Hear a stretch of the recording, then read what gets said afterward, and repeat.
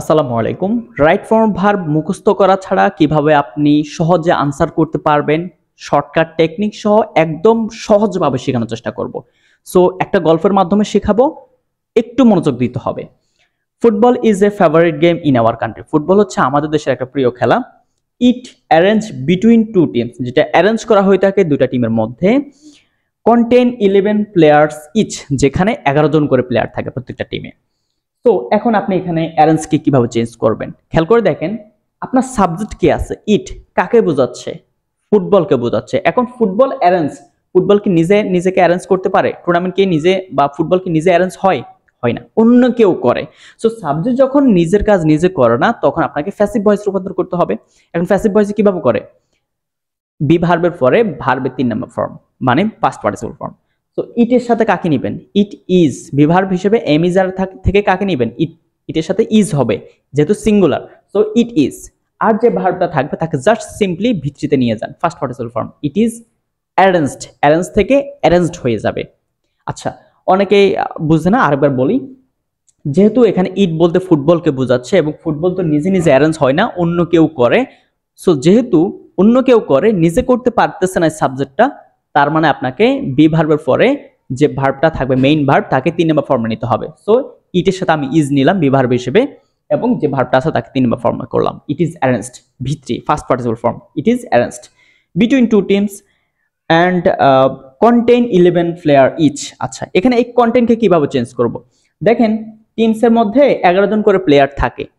এই কন্টেন্টকে আপনাকে করতে হবে প্রেজেন্ট পার্টিসিপল, মানে ভার্বের সাথে জাস্ট আইন যোগ করলে কিন্তু প্রেজেন্ট পার্টিসিপল হয়ে যায়, যদি বি ভার্ব ইউজ না করেন আর কি। সো টিমস কন্টেইনিং, এটা ওয়ান কাইন্ড অফ অ্যাডজেক্টিভের কাজ করতেছে। প্রেজেন্ট পার্টিসিপল কি করে? অ্যাডজেক্টিভের মতো কাজ করে, খাতা লিখতে পারেন। So containing 11 players each. The captains of both teams dash lead their groups. দেখেন এখানে লিড দেয়ার গ্রুপস, ক্যাপ্টেন কি করে? তাদের দুইটা গ্রুপকে কি করে? লিড করে থাকে, পরিচালনা করে থাকে। এখন আপনি এই লিডকে কিভাবে চেঞ্জ করবেন? অনেকে মনে হতে পারে টিমস বোধ হয় এখানে সাবজেক্টের কাজ করতেছে। নো, এখানে টিমস সাবজেক্টের কাজ করতেছে, এখানে সাবজেক্টের কাজ করতেছে দ্য ক্যাপ্টেন্স। এখন কিভাবে বুঝবেন? খুবই সিম্পল। দেখেন, the captains of both teams, of both teams হচ্ছে এখানে ফ্রেজ, এবং এটা খুবই সিম্পল ভাবে বোঝা যায় যখন প্রিপোজিশন দেখেন, প্রিপোজিশন সামনে কে আছে সেটা হচ্ছে সাবজেক্টের কাজ করে। প্রিপোজিশন হচ্ছে অফ, তার সামনে হচ্ছে দ্য ক্যাপ্টেন্স রয়েছে। এখন এই ক্যাপ্টেন্স কিন্তু ফ্লুরাল ফর্মে আছে, অ্যাশ যুক্ত আছে, তার মানে কি ফ্লুরাল। সো এই ভার্বটাকে আর কিছুই করা লাগবে না, জাস্ট সোজাসুজি বসিয়ে দিলে হবে, মানে প্রেজেন্ট ফর্মে বসিয়ে দিলে হবে। So the captains of both teams lead their groups. ঠিক আছে, উভয় টিমের ক্যাপ্টেনরা তাদের গ্রুপকে লিড করে থাকে। This is the most exciting and enjoyable game. এটা হচ্ছে একটা উত্তেজনাপূর্ণ এবং হচ্ছে উপভোগ্য game ever play across the world. ঠিক আছে, যেটা সারা পৃথিবী জুড়ে খেলা হয়ে থাকে। এখন খেলা হয়ে থাকে বা খেলা হয়ে থাকে, এই বিষয়টা বোঝানোর জন্য আমরা কিভাবে প্লেটাকে ইউজ করব? দেখেন, ইভার প্লে অ্যাক্রস দ্য ওয়ার্ল্ড, সারা পৃথিবী জুড়ে খেলা হয়ে থাকে। সো এখানে আপনাকে প্লেটাকে ফার্স্ট পার্টিসিপল ফর্মে করতে হবে, যেহেতু খেলাটা আগে থেকেও খেলা হয়ে থাকে। সো ইভার প্লেইড হবে, কি হবে? ইভার প্লেইড। এবং আরো একটা শর্ট টেকনিক হলো, ইভারের পরে যখন আপনি রাইট ফর্ম ভার্বের ক্ষেত্রে শূন্যস্থান দেখেন, তখন জাস্ট চোখ বন্ধ করে ভিত্তি করে দিলে হবে, মানে ফার্স্ট পার্টিসিপল ফর্ম করলে হবে। তবে ব্যতিক্রম সবকিছুতে থাকে, বাট আপনাকে এই বিষয়টা মনে রাখলেও হবে।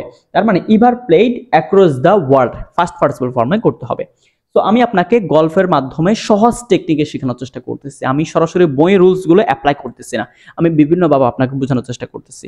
আপনি যদি এই শর্ট টেকনিকগুলো মনে রাখতে পারেন, শর্ট ভাবে বোঝার চেষ্টা করেন, আশা করি আপনি রাইট ফর্ম ভার্বের যে কোনো ফর্মে আপনি চেঞ্জ করতে পারবেন, মানে সাবজেক্ট অনুযায়ী রাইট ভার্বটা আপনি চুজ করতে পারবেন।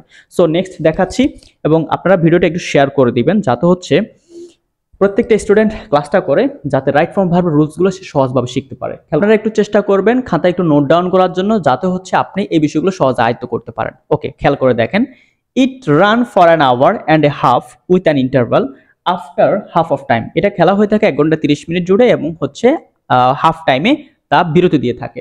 সো এখানে যেহেতু একটা প্রেজেন্ট ইনডেফিনিট টেন্স, এবং এটাকে আমরা খুবই সিম্পলি চেঞ্জ করতে পারি। ইট থার্ড পারসন সিঙ্গুলার, এর জন্য ভার্বের সাথে আসবে যুক্ত করতে হবে, অ্যাশ যুক্ত করতে হবে। ইট রানস। এফ নাম্বার খেয়াল করেন, half of time be over any football tournament. ঠিক আছে, যে কোনো ফুটবল টুর্নামেন্ট। এখন খেয়াল করে দেখেন, বি মানে হচ্ছে am is are was were, এখানে যেহেতু প্রেজেন্ট টেন্স, সো আমরা ইজ নিব। It is half of time is, ঠিক আছে, over any football tournament. Okay, then হচ্ছে অ্যারেঞ্জ, আগের মতো অ্যারেঞ্জ কি ফুটবল টুর্নামেন্ট নিজে নিজে হয় না, মানুষ করে। So it is tournament is arranged হবে, কি হবে, is arranged between two strong teams, game can be exciting. Okay, the result remain almost unpredictable, অপ্রত্যাশিত হয়ে থাকে এর ফলাফল, till the end because any team might with the other team score a goal within second, মানে যে কোনো মুহূর্তে যে কোনো টিম কি করতে পারে, গোল করতে পারে। সো এই জন্য এই খেলাটা কি আনপ্রেডিক্টেবল। সো দ্য রেজাল্ট যেহেতু নির্দিষ্ট করে বলতেছে, জাস্ট ভার্বের সাথে অ্যাডযুক্ত করে দেন, দ্য রেজাল্ট রিমেইনস, ঠিক আছে, the result remains almost unpredictable till the end because any team might with the other team, ঠিক আছে, এখানে স্কোর আছে। So just the other team কি করে, স্কোর করতে পারে, তার মানে কি স্কোরস। এখানে টিম হচ্ছে কালেকটিভ নাউন, টিম হচ্ছে কি কালেকটিভ নাউন, টিম, ফ্যামিলি এগুলো কালেকটিভ নাউন। মনে হতে পারে এটা প্লুরাল ফর্ম, বাট এটা হচ্ছে সিঙ্গুলার ভার্ব গ্রহণ করে। আপনি খাতা লিখতে পারেন collective noun plus singular verb, ঠিক আছে, যেমন ফ্যামিলি ইজ, টিম ইজ, এভাবে আমরা দেখি না।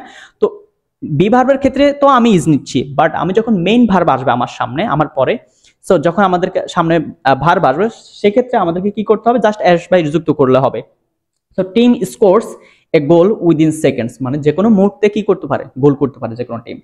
The referee is to see whether rules and orders, referee দেখে থাকে যাতে হচ্ছে রুল এবং কি শৃঙ্খলা বজায় থাকে, ওকে, বাই দ্য প্লেয়ার্স। ওকে, এখন এখানে খেয়াল করে দেখেন অর্ডার মেইনটেইন, এই মেইনটেইনটা কে করে, এই রুলস এবং অর্ডার কি নিজেরা নিজেরা মেইনটেইন করে, নো, এটা তো কে করে, রেফারি করে। তার মানে এখানে আবার প্যাসিভ ফর্ম। এবং আরো সহজ উপায় রয়েছে, এখানে দেখেন লাস্টে বাই রয়েছে, যখন সেন্টেন্সের ক্ষেত্রে সেন্টেন্সের ভিতরে আপনি বাই দেখবেন, তখন আপনি সহজ মাথায় আসতে হবে যে এখানে বি ভার্ব আসবে, ভার্বের 3 নাম্বার ফর্ম আসবে। তো বি ভার্ব হিসেবে আমরা এখানে ইজ নিব, ইজ না, রুলস অ্যান্ড অর্ডার, এখানে প্লুরাল ফর্ম এবং এন্ড দ্বারা যুক্ত রয়েছে দুইটা। সো যেহেতু প্লুরাল ফর্ম, তার মানে আপনাকে বহুবচন ভার্ব নিতে হবে। প্লুরাল মানে কি, বহুবচন, তার মানে সাবজেক্ট যেহেতু প্লুরাল ফর্ম আমি দেখতে পাচ্ছি, ভার্বকেও প্লুরাল ফর্ম নিতে হবে। সো আর মেইনটেইনড, ঠিক আছে, আর মেইনটেইনড বাই দ্য প্লেয়ার্স, ঠিক আছে। ছোট্ট এই ক্লাসটা নিলাম রাইট ফর্ম ভার্বের, সহজভাবে বোঝানোর চেষ্টা করতেছি, বিভিন্ন ভাষায় আপনাকে বোঝানোর চেষ্টা করছি। সো আপনারা কি করবেন, খাতায় একটু নোট ডাউন করবেন এবং ভিডিওটা সবার মাঝে শেয়ার করে দিবেন। এরকম ইম্পর্টেন্ট ভিডিওগুলো দেখার জন্য আপনি পেজটি ফলো দিয়ে রাখতে পারেন, চাইলে ইউটিউব চ্যানেলে গিয়েও সেখানে সিরিয়াল বাই সিরিয়াল ক্লাস করতে পারেন। থ্যাংক ইউ সবাইকে, আসসালামু আলাইকুম।